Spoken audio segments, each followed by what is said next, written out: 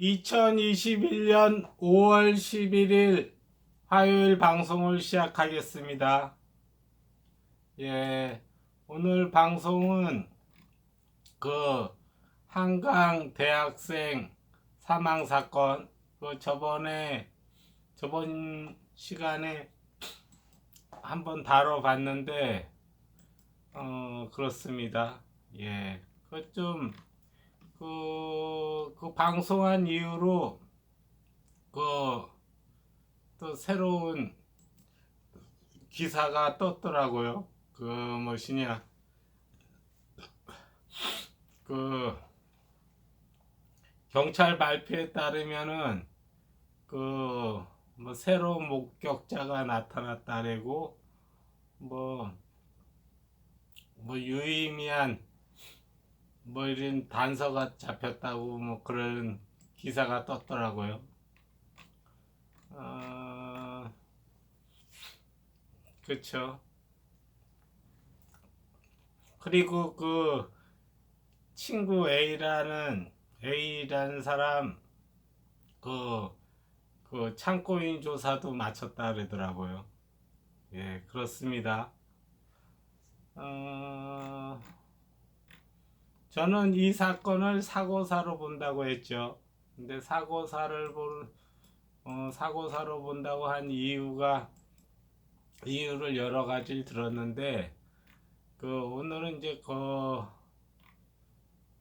그걸 좀 부연 설명을 좀 해보려고 합니다.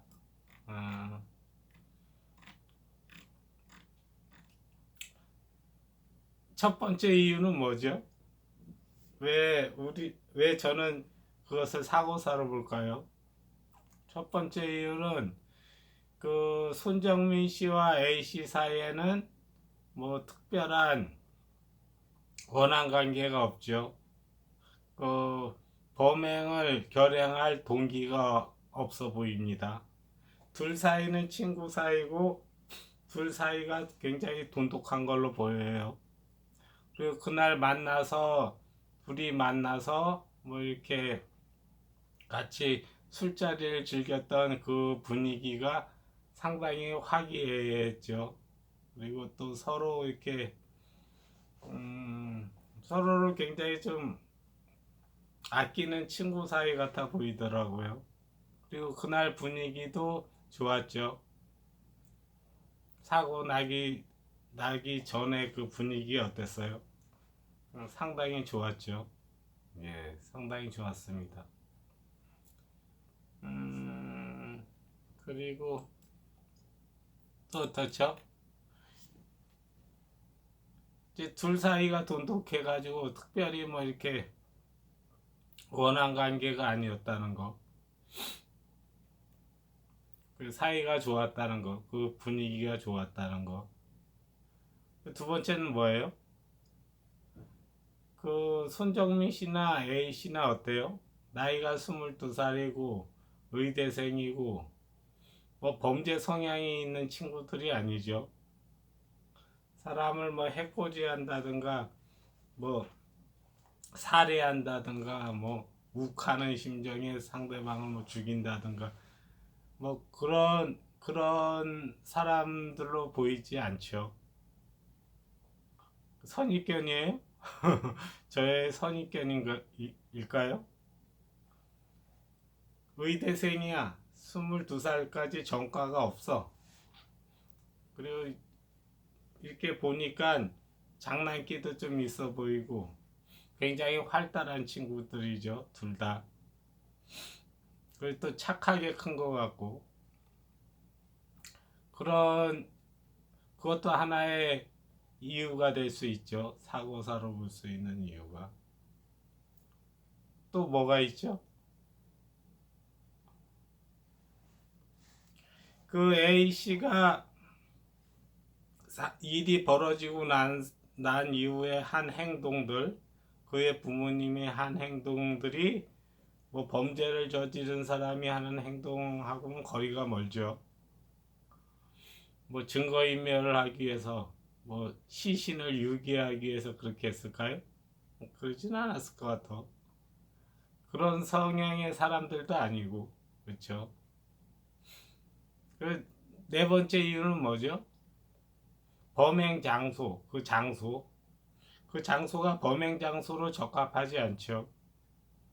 왜 적합하지 않아요? 비록 밤이긴 하지만 트인 공간이고 사람들도 많고 주변에 사람들도 많고 뭐 개인에서 사람을 죽일 만한 장소가 안 되죠. 우발적으로 사람을 죽일 만한 장소도 아니죠. 왜냐하면 목격자들이 너무 많은 그런 자리죠, 장소죠. 그렇기 때문에 그것을 뭐 이렇게 그 범죄 사건이라고 보기에는 무리가 있죠. 그렇죠? 저는 그, 그 A 씨의 심리 상태가 이제 거짓 진술을 하게 된 그 심리 상태를 좀 생각을 해봤거든요. 저번 방송에서도 좀 얘기를 했는데 그 심리 상태가 그걸 이렇게 좀 생각을 해보니까 충분히 있을 수 있는 그 우리가 예측할 수 있는 우리가 추리할 수 있는 그런 심리 상태죠. 이게 뭐예요? 예를 한번 들어볼까요? 여러분이 의사예요. 여러분이 의사인데 그 환자가 있어. 내가 담당하는 환자가 있는데 이 환자가 못 살려. 이제 한 2개월이면 죽어야 돼. 너무나 확정적이야. 현대 의술로서는 살릴 수 없어. 그러면은 여러분들은 그 여러분이 그 담당하는 그 환자 보호자에게 어떻게 얘기하겠어요? 보통 의사들은 그때 굉장히 고민스럽죠. 왜 고민스러운가요? 듣는 사람한테 굉장히 이거 그 당신 그 아버님 아니면 당신 자식이 2개월밖에 못 산다 이런 얘기를 건네기가 굉장히 부담스럽죠. 의사들 그렇잖아요. 여러분이 의사라면. 그렇지만 있는 그대로 뭐 빙 둘러서 얘기하지 않고 2개월밖에 안 남았습니다.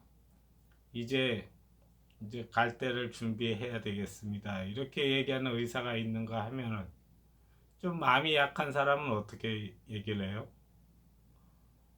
좀 애둘러서 표현을 하죠.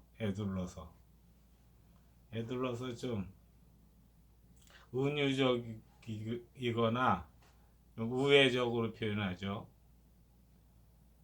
이제 좀 뭐 맛있는 것도 많이 드시게 하고 좀 이렇게 편안하게 좀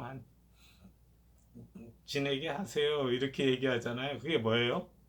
못 고치니까 죽는다 이런 얘기를 이제 좀 부드럽게 전달하는 거죠. 그렇죠. 근데 마음이 좀 약한 사람들은 상대방이 들었을 때 굉장히 충격적이고 쇼킹한 얘기를 좀 그렇게 전하는 그런 심리 상태가 있습니다. 예, 그거는 이제 여러분들도 이해가 되시겠죠? 될 거라고 생각해요. 근데 저는 이제 그 A씨의 심리 상태를 그렇게 봤거든. 어떻게 봤냐면 A씨가 이제 두 가지 진술 중에서 후자를 선택했단 말이야. 첫 번째는 뭐냐면은 정민이가 물에 빠진 다음에 사라졌다, 실종됐다 이렇게 얘기하는 진술이 있고 두 번째는 뭐냐면 물에 빠진 거는 나는 모르고 그냥 잠자고 일어나 보니까 실종됐다, 없어졌다 이렇게 말한 진술이 있는데 이 진술을 했다 그랬잖아요. 이 진술을. 근데 이 진술을 하기가 굉장히 좀 부담스럽죠. 왜 그렇죠? 물에 빠진 이후로 실종됐다는 건 뭐예요? 죽었다는 의미가 내포되어 있잖아요. 그렇기 때문에 그 좀 마음이 여리고 좀 착한 A씨가 차마 이렇게 전달하기는 어려운 거야. 또 이렇게 전달하면 또 자기한테도 좀 뭐 이렇게 책임이 있는 것 같고 이러니까 부담스럽고 또 겁나기도 하고 그러죠. 그래서 이제 그 손정민 아버지한테 어떻게 진술했냐면은 자고 일어나니까 정민이가 없었다 이렇게 진술을 한 거죠. 근데 그렇게 진술을 했는데 한편으로는 이것을 이 진술을 좀 암시하는 얘기를 했어요. 그게 뭐냐면은 정민이가 최근에 할머니가 돌아가시고 친구들하고 사이가 멀어져서 많이 힘들어했다. 그런 얘기를 했다 그러거든. 근데 이제 손정민 아버지는 어떻게 그걸 받아들인 거예요? 그러니까 자꾸 이렇게 마치 정민이가 뭐 가출하거나 뭐 그런 식으로 자꾸 얘기를 하는 게 수상스럽다 이렇게 얘기를 했죠. 난 수상스럽다고 봤다 이렇게 여겼다 이렇게 얘기를 하죠. 근데 저는 그 의미에 그게 담겨 있다고 보거든.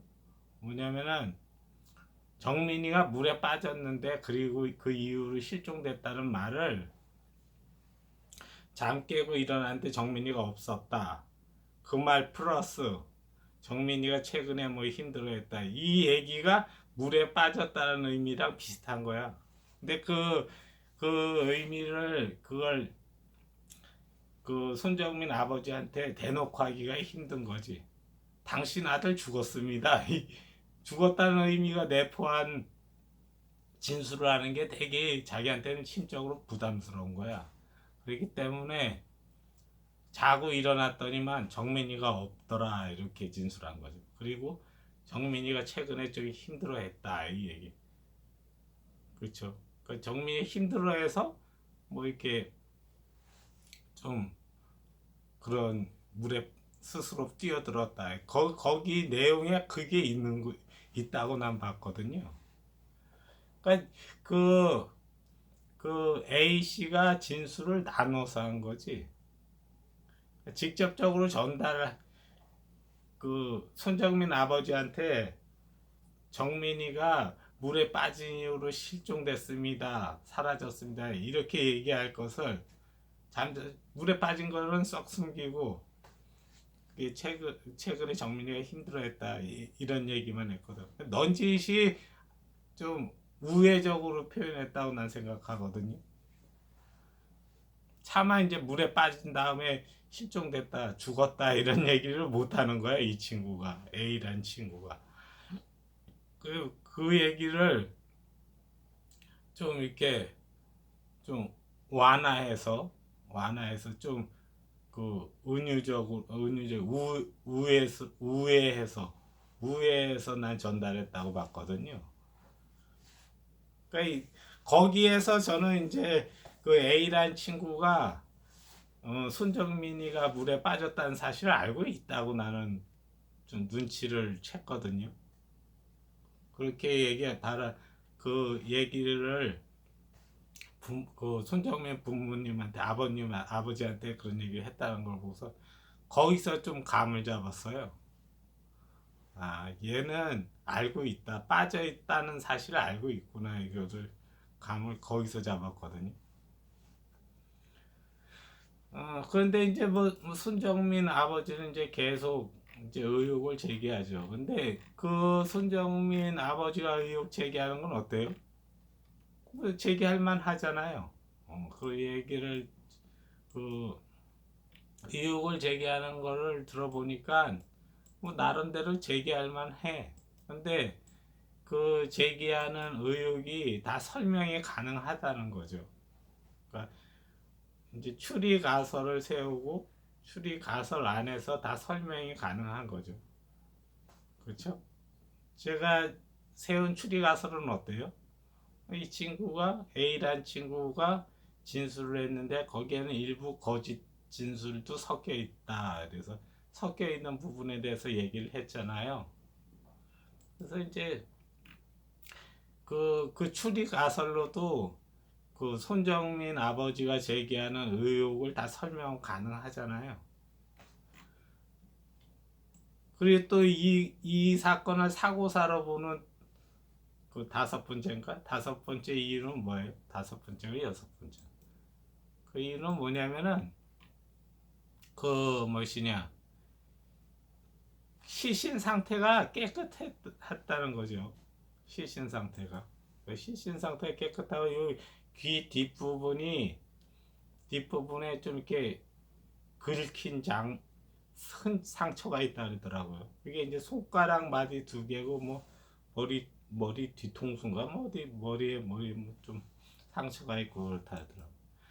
근데 그것이 사인이거나 뭐 이렇게 두 사이에서 막 이렇게 폭력이 오고 하고 치고받고 하거나 뭐 일방적으로 때렸거나 한 그런 상처는 아닐 거라고. 그렇죠?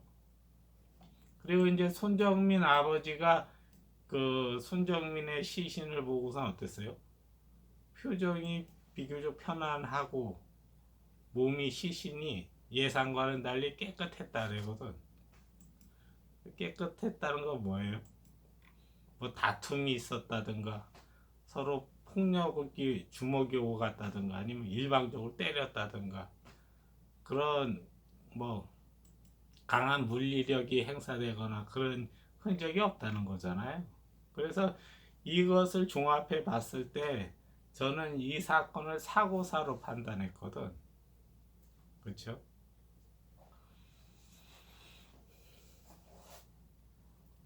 그 경찰에서는 뭐라 그래요?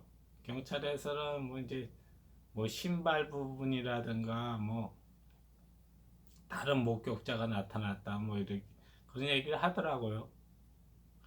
여러분 이 경찰이 이렇게 발표한 거에서 우리 또 뭐를 캐치할 수 있어요?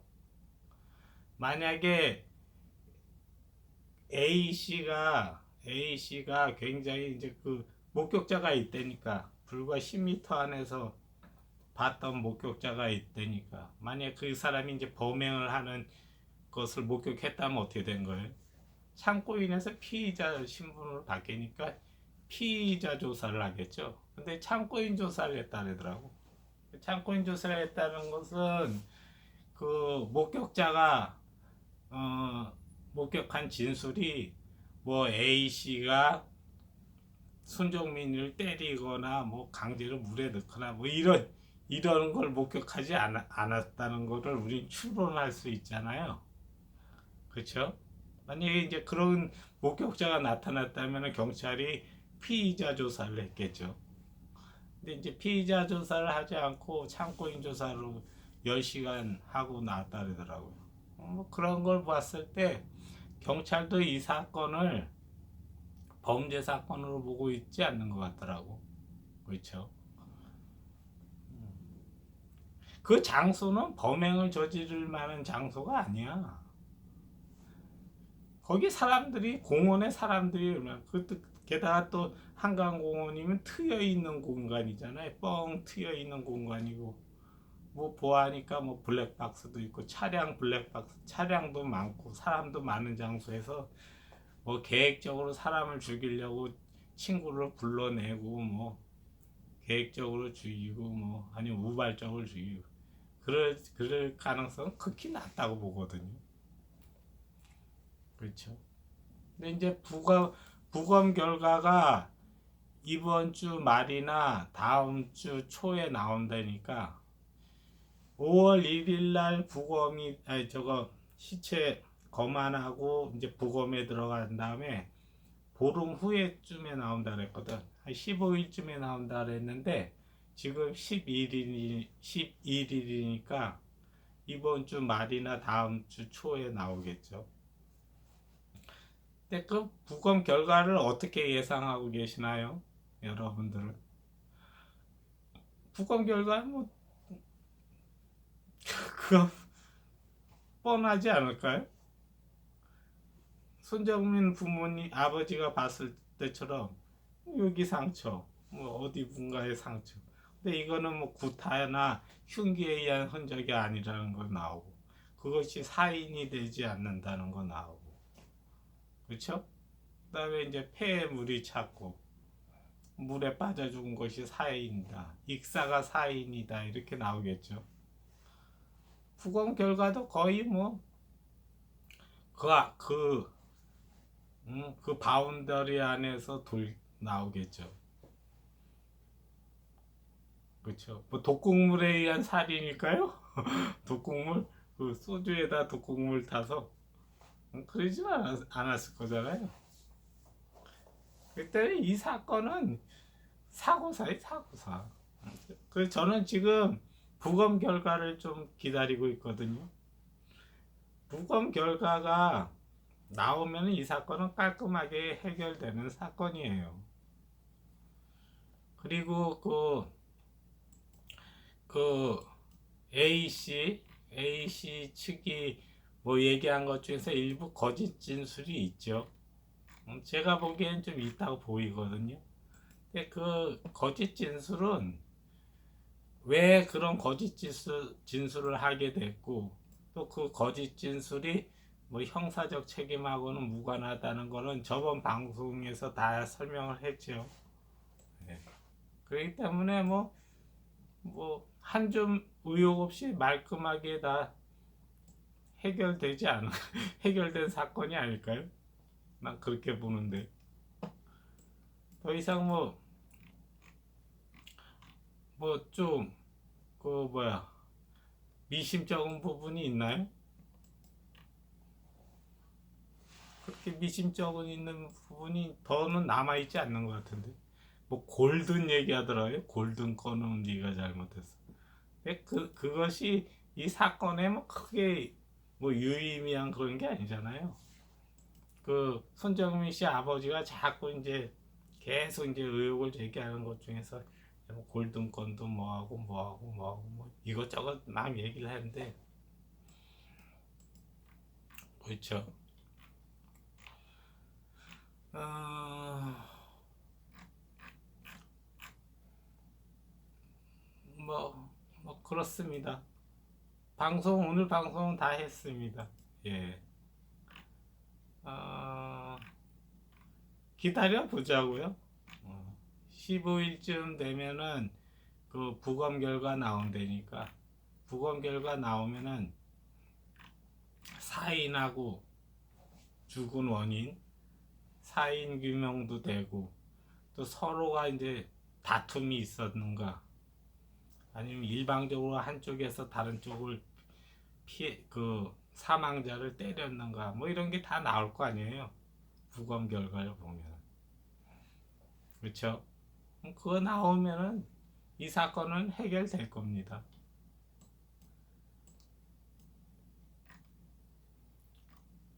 그렇죠?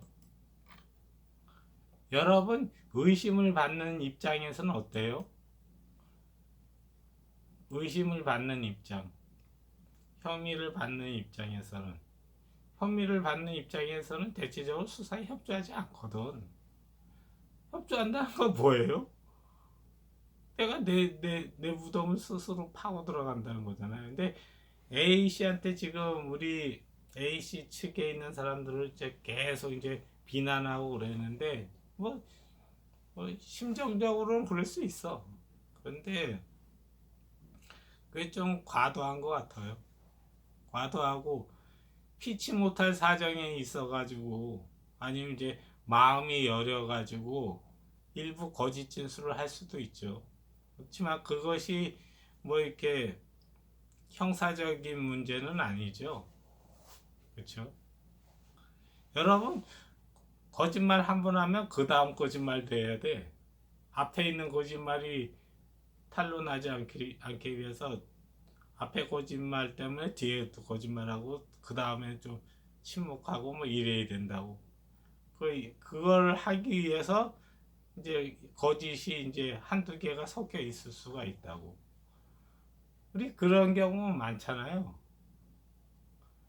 그런 경우 많죠. 우리 학교 다닐 때 어때요? 선생님이 너 왜 나중에 남아가지고선 단체로 청소하는데 왜 너만 톡 꼈어? 너만 살짝 빠져가지고 집에 갔어? 이러면 이제 처음 거짓말하다가 처음 거짓말하고 선생님한테 처음 거짓말 숨기기 위해서 그 다음 거짓말하고 뭐 이렇게 거짓말이 좀 연쇄적으로 가는 경우가 있잖아요.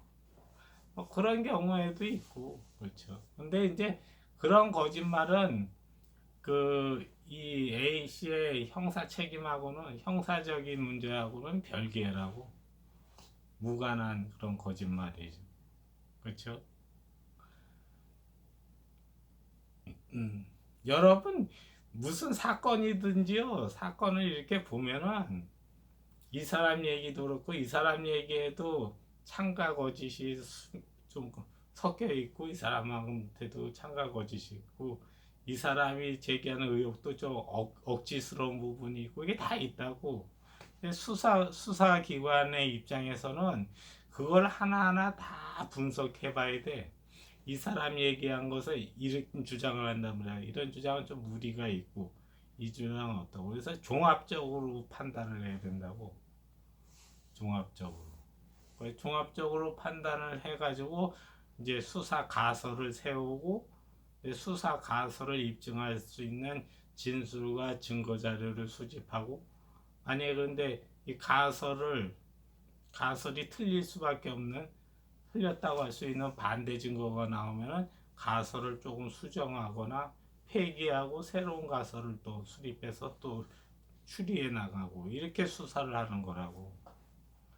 처음에 가설을 세울 때는 어떻게 세우냐면은 이 사람 얘기도 들어보고 이 사람 얘기도 들어보고 종합적으로 해서 유력하긴 가설을 세우는 거라고. 이 첫 가설을 잘 세워놓으면은 수사가 이제 술술 잘 풀리는 거지. 첫, 첫 추리 가설을 처음에 세울 때가 굉장히 중요해. 그러다 거기서 이제 좀 반대 증거가 나오면 좀 수정하고 완전히 이 추리 가설이 처음부터 완전히 틀렸다 이러면은 이건 폐기하고 새로운 거기에 또 가설을 또 세우는 거죠. 그렇게 해가지고 문제를 풀어 나가는 거라고. 수사는 그렇게 하는 거예요. 근데 제가 이렇게 처음에 그 추리 가설을 세워놓고선 이제 이 사람 얘기도 들어보고 저 사람 얘기도 듣고 또 신문 기사에 나온 그런 내용도 다 들어보고 종합적으로 해가지고 가설을 세우거든. 근데 가설을 세운 다음에 이제 뭐 의혹을 제기한 거나 뭐 다 새로운 뭐 증거나 새로운 진술이 나왔을 때 이 가설을 흔들 수 있을 만한 반대 증거가 아직까지 안 나왔거든. 그러니까 계속 처음에 내가 세웠던 그 가설을 계속 유지하는 거죠. 유지하는데 이 가설을 뒷받침하는 그 강력한 증거가 뭐예요? 제가 처음에 세웠던 추리 가설을 강력하게 뒷받침하는 그 증거가 바로 부검 결과예요. 부검 결과가 나오면 이 가설을 입증할 수 있는 증거로서 쓸 수 있거든. 그렇죠? 추리 가설을 사고사로 잡았단 말이야. 이러하고 이렇게. 물론 이제 거짓 진술이 있고 뭐 이랬다. 이제 그게 나오면 어떻게 되는 거예요? 부검 결과가 나오면. 부검 결과 나오면 얘가 이렇게 한 건 아니고 이렇게 흘러가게 한다. 근데 그 나머지 부분은 어때요? 나머지 부분. A씨한테 이제 계속 추궁을 하거나 아니면 뭐 추궁할 필요도 없죠. 이미 이제 부검 결과가 나와버리면. 이제 A씨가 거기에 대해서 사실은 뭐 이러이러해서 너무 겁나고 부모님한테 굉장히 정민이 죽었다는 얘기를 차마 전하기 힘들어가지고 그 부분을 내가 숨겼다. 뭐 이렇게 얘기를 해주면은 그 가설이 다 입증되는 거죠. 근데 이제 A 씨가 이제 그런 나중에 그런 얘기를 하든 할지 안 할지는 모르겠지만 하여튼 그 부검 결과만 나오면은 이 사건은 다 깔끔하게 끝나는 거죠. 예. 그래서 여러분들도 그 뭐 어떤 사건을 할 때 이제 제가 이런 추리 가설을 세웠단 말이야. 이 가설을 흔들 수 있는 반론을 제기해야 되는 거야. 그러니까 이제 네티즌 중에서는 타살설을 주장하는 친구들이 있죠. 타살설을 주장하는 친구는 제가 세운 그 추리 가설을 흔들 수 있는 증거를 제시를 해야 된다고. 증거나 진술을 제시해야 된다고. 그렇죠? 예. 여러분 타살설이 맞으려면 어떻게 되는 거예요? 타살을 입증할 수 있는 증거가 있어야 돼. 타살을 입증할 수 있는. 타살을 입증할 수 있는 증거가 뭐예요? 그것도 역시 부검 결과거든. 그 타살을 입증하려면 입증할 게 되게 많아. 어떠한 동기로서 얘를 살해하게 되었는지. 그렇잖아요. 거기에 대한 목격자도 확보해야 되고, 부검 결과도 확보해야 되고, 그렇게 확보를 해야 된다고. 그럼 이제 저는 사고사로 봤어. 사고사를 입증하려면 부검 결과 있어야 되고, 뭐 주변에 목격자 있다르잖아요. 목격자가 뭐라고 진술했을 것 같아요? A씨가 손정민을 구타하는 것을 봤다고 목격자가 진술했을까요? 난 그렇다고 생각하지 않거든. 목격자 때문에 얘가 뛰어가고 얘가 따라가는 거 그거 봤습니다. 어떤 손정민이가 물에 빠지는 뛰어드는 걸 봤습니다. 뭐 이런 걸 목격자들이 진술을 하겠지. 뭐 그런 진술이 아니라면은 뭐 둘이서 왔다 갔다 했다 뭐 하여튼 본 사람이 있잖아요 주위에 그 현장을. 근데 그 현장을 본 그 목격자의 진술이 아마도 제가 세운 가설에 맞을 거 비슷할 거라고 전 그렇게 보고 있어요. 경찰도 이렇게 보니까 우리는 또 이제 눈치를 낌새를 차리잖아요. 딱 보니까 경찰도 피의자 조사하지 않고 참고인 조사했다는 거 보니까 그런 진술도 그 목격자 진술도 그렇게 나왔을 것 같아. 근데 결과는 뭐 한 5일 있으면 밝혀지니까 그 5일 있다가 한번 보자고요. 예. 뭐 이 사건은 이 정도로 하겠습니다.